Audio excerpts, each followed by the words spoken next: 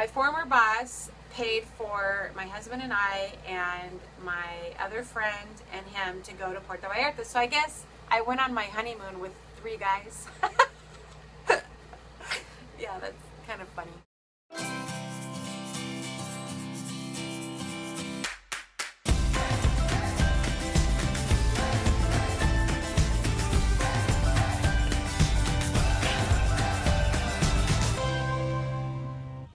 Hey everybody, so here we are again doing How I Ended Up in Mexico Part 2. We have Part 1, which is down below, so if you want to hear the whole story of how I met my husband and how we ended up together and married and deciding to go to Mexico, that's down below. A brief summary. So I'm a newlywed. We've been married for a few months.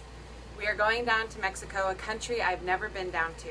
My husband was an illegal alien living in the United States. We went to immigration to find out what we needed to do in order to get him legal. They told us we needed to go down to Mexico. It would take 6 months to a year to get the paperwork. I decided that I could go down to Mexico and live there for 6 months to a year. We wanted to have a Catholic church wedding, even though we are not Catholic, just so his family could participate in the wedding since nobody could come up north. So that's where I'm at. We have our car loaded up with all our stuff. I've got my 12-year-old, 11-year-old, I don't remember how old she is. I have my fairly decent old cat with us. We're driving down to Mexico and we pass over the border into Nogales. Now keep in mind, I've never been to Mexico before, ever. My whole entire life, never been. Cross over to Nogales, and I think this is something that impacts a lot of people when they come down to Mexico, is seeing all the people with all the military with semi-automatic weapons and just guns everywhere and lots of military, and that's what crossing the border was like. And they practically make Antonio take everything off the car in order to search the car. And by this time I'm starting to feel just a little bit of panic. If we'd been smart, looking back on it, we probably should have stayed the night at the border, like somewhere around the border, but Antonio was in a big hurry. What I did not know at the time, and I did not know this until much later, is that Antonio had never actually driven in Mexico. He'd never read a road map, because when he drove, he just stayed in the little tiny town that he lived in. He never drove across country. Neither one of us has driven in. He's never read a map before. I have, but the signs, not only are they in Spanish, but they're graffitied over. And in Mexico, it's not like where it'll say the turnoff is in the next 5 miles, right? No, they don't have signs like that. The sign is right where the turnoff is.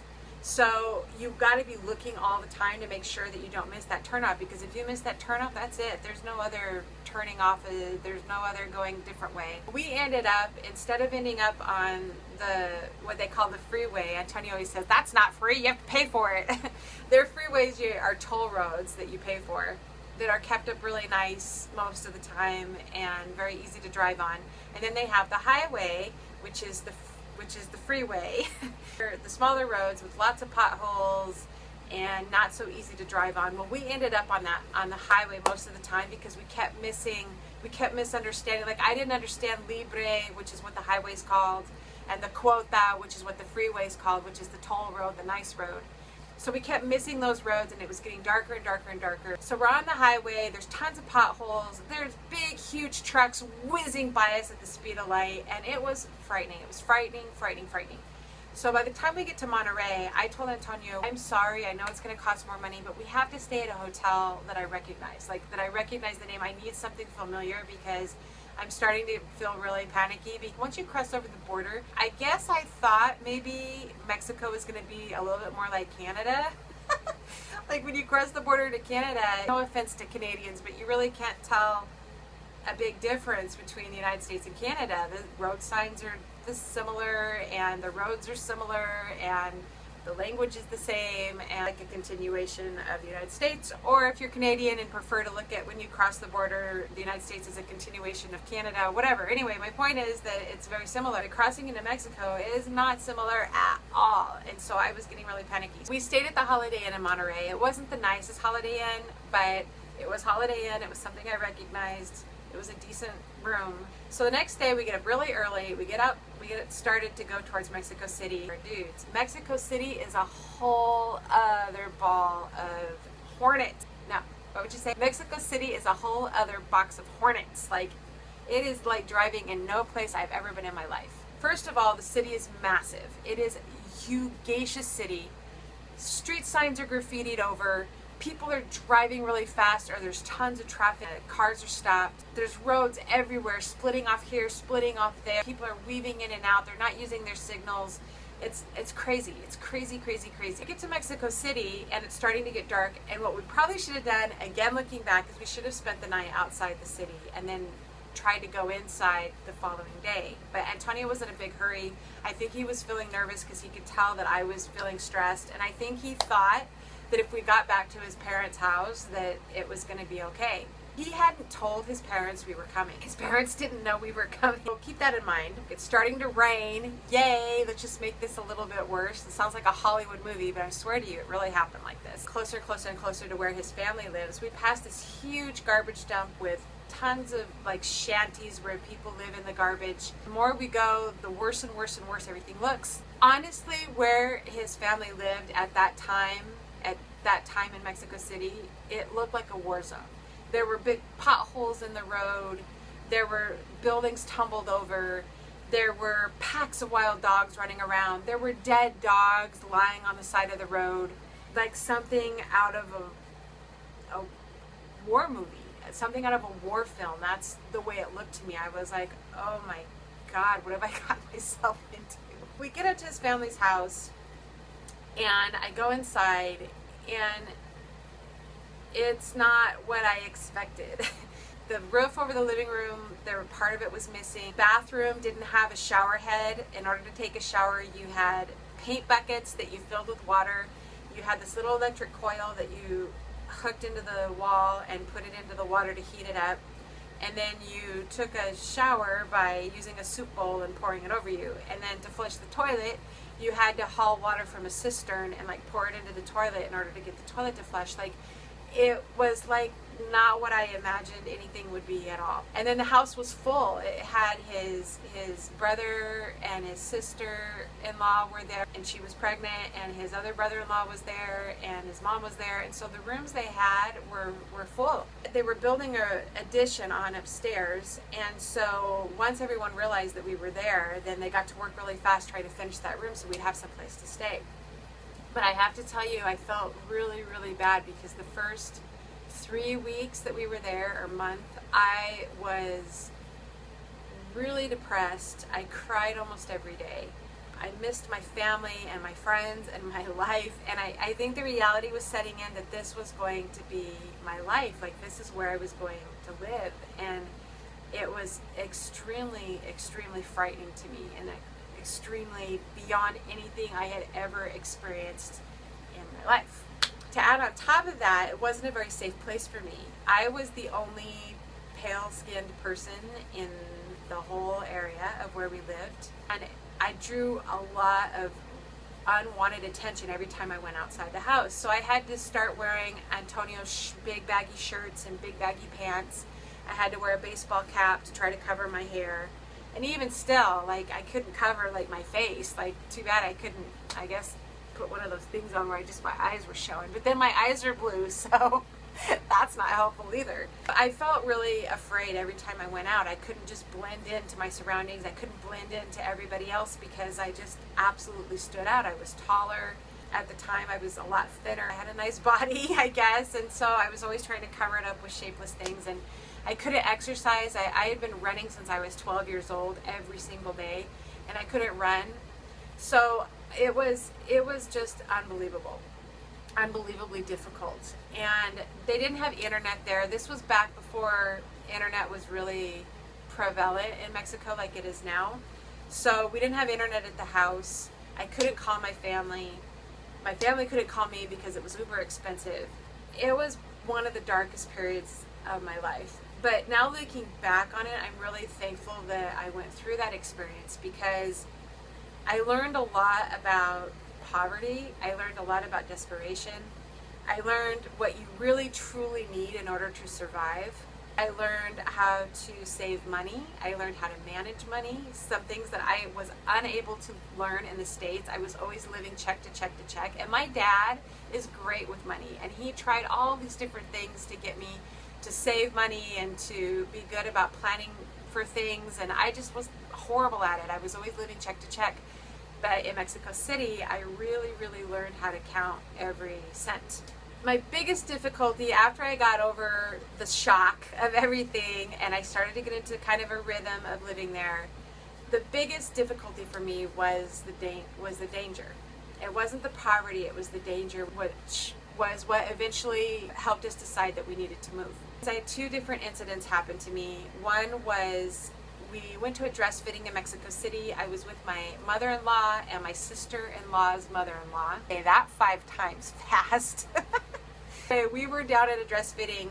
We went to get in the metro, and it was the car was packed. And if it had been me, I would have waited till the next car passed and tried to find something that wasn't quite so crowded. But they had already darted inside, and I was afraid of being lost and by myself. So I darted inside with them, and I ended up surrounded by a group of men. I couldn't move my hands, I couldn't move anything, and they were groping me all over. All over. All over. I think you know what I mean. It was terrible, it was frightening, it was humiliating, it was awful. And finally got out of that car, and I was just in tears. And the second thing that happened was one night, nobody was home, and I walked down to the corner store, which was literally like, we're talking maximum 200 meters away. I walked to the corner store to get some eggs to make dinner for myself. And on the way back, I passed a young, very, very intoxicated man passing me on our street, and he grabbed me. He just all of a sudden lunged over and he just grabbed me.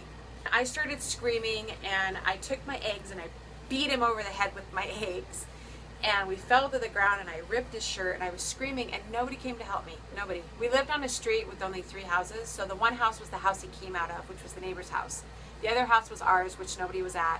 The other house was his aunt's house, but they had their music really loud and couldn't hear me, they said later. It was just terrible, and he got up and he ran off, and the neighbors later, when the story came out, I had to go down to the police station and tell the police, which was awful. They went to go talk to the neighbor. The neighbor said she couldn't remember who was at her house, which I know was a total bald-faced lie, because he was on the soccer team with her son. From that moment forward, I told Antonio, I can't live here. I'm handling the poverty okay.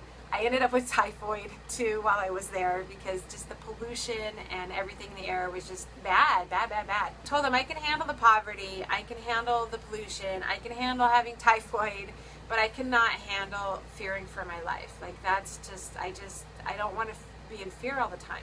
My sister-in-law's mother-in-law invited me to go on a trip with her to Puerto Vallarta, and her other kids were going. My sister-in-law was going with her boyfriend. We get on this rickety old bus, like those kind of buses you see in the movies. Like the seats are all falling apart, and there's chickens, and it's noisy, and it's dirty. And so we get on this bus, and we drive from Mexico City. We do this stopover in San Juan de los Lagos, I think it was called, because they were doing some kind of pilgrimage or something, and we actually had like the statue of, I don't know if it was a virgin or I don't know, but we had a statue in a glass case that they were carrying to this place. It was their turn to do it, I guess. They were very Catholic. But we ended up in Puerto Vallarta, and I remember getting off the bus and thinking, oh my God, like I thought I had reached paradise.